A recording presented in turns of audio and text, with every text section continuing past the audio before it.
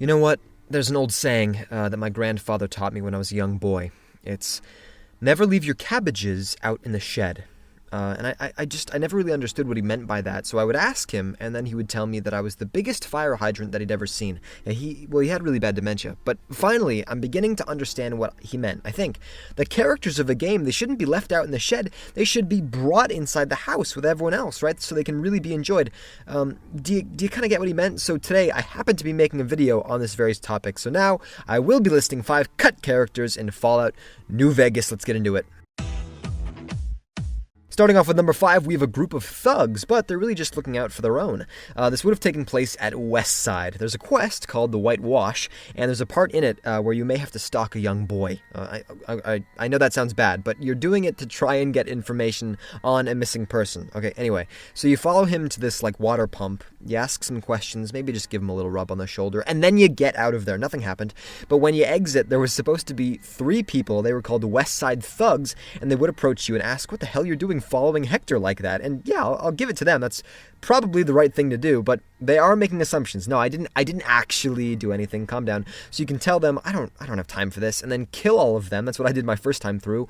Or you can pass a speech check of 25 and then tell them to back off, in which case they will. Yeah, they don't want any trouble. So, all right, now you're free to go stalk more little boys. Oh, I mean for quests. Come on. Number 4, the NCR would have been much deadlier. Yeah, this one takes place at Camp McCarran. When you go in, there's really no sense of urgency. I mean, you've got this huge military base. It hardly looks like anyone's using it. The soldiers, they're just sort of walking in between the tents. No real objective.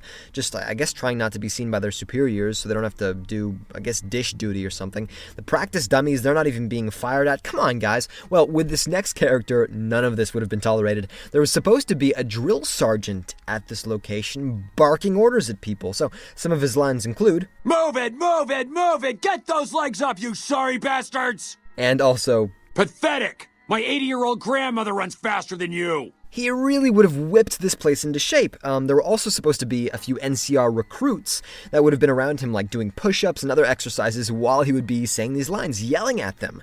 But unfortunately, all of these were cut, and this place has gotten a little lazy because of it. Number 3, we have a dead prostitute.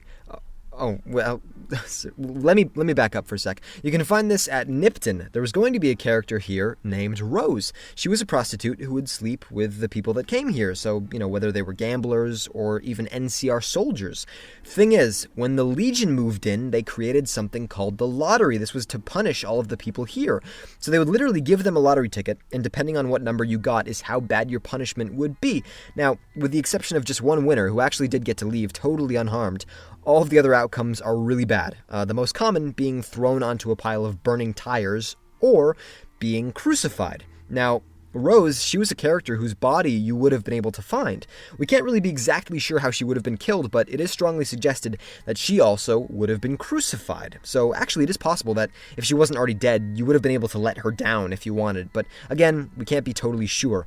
Now, while I can't say I do agree with the line of work that she's decided to choose with her life, I will say it was really fun killing a bunch of legionaries around her. I think it did make her kind of happy.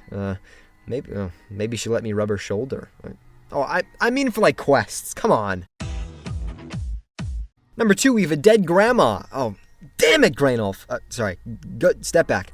You can find this one inside of Freeside. This is near the Cerulean Robotics building. See, if you've got the Wild Wasteland trait, there's actually an encounter here where you'll get attacked by a gang known as Maud's Muggers. These are 3 old ladies. They're all in pink, these little pink spring dresses, who attack people who come to the city. Yeah, it's not something you expect, an elderly woman coming at you with a switchblade, but I guess that is the point. As you can see, we have Irate Ida, irritating the rating of my karma, she mighta. Oh, excuse me. And then we have Rancorous Ruth, Ribs Rabbity Snap, go tap your loose tooth. And then lastly, we have the leader of the Muggers Mod, ripping bottle caps, titter and tat. This is fraud. But it does not end there. There was supposed to be one more member of this gang who did get cut, and her name is Caddy Clara. Come, daddy, daddy, but backy, your daughter's wacky, wiggity smack. Me, you should have done crazy. I'm hazy, joined a group of old ladies. Hades got us in a pit. Running on psychos got us in a fit. It's lit. Yo, we are the Mods Muggers. Also, I beat Clara to death with a f***ing rolling pin. And number 1, we have a pimp. No, I'm not taking that back. No, this is Zamo. It's not really specified where exactly he was going to show up, but judging by the flashy suit that he's got on, well, I'd say the strip was a pretty good place to put him. As you can see, he's an Asian man with all white hair. But going back to the suit, that's obviously the part that's going to stand out the most. Now, if you've played Fallout 3, you might actually recognize something. This same suit was worn by a character named Eulogy Jones. He was a slave leader, and he also forced a lot of his slaves into prostitution. And he was a very powerful man. He ruled over a slave fortress known as Paradise Falls. So, did Zamo somehow topple his empire and then steal his clothing? Or did he just visit that place, love what Eulogy was doing, and then copy his look? We can't be totally sure. Although, something fun actually to mention is that if you do kill Za and steal his suit, the name for it is a suit named Slickback. In case you've seen the show, this is actually a reference to The Boondocks, and this aired on Adult Swim, because there's a popular character in it known as a pimp named Slickback. That's his full name.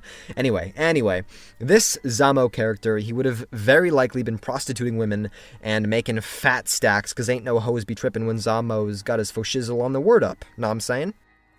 And there you have it, 5 cut characters from Fallout New Vegas. If you enjoyed the video, please like, comment, and subscribe. And down below, please tell me, would you have liked these characters to still be in the game?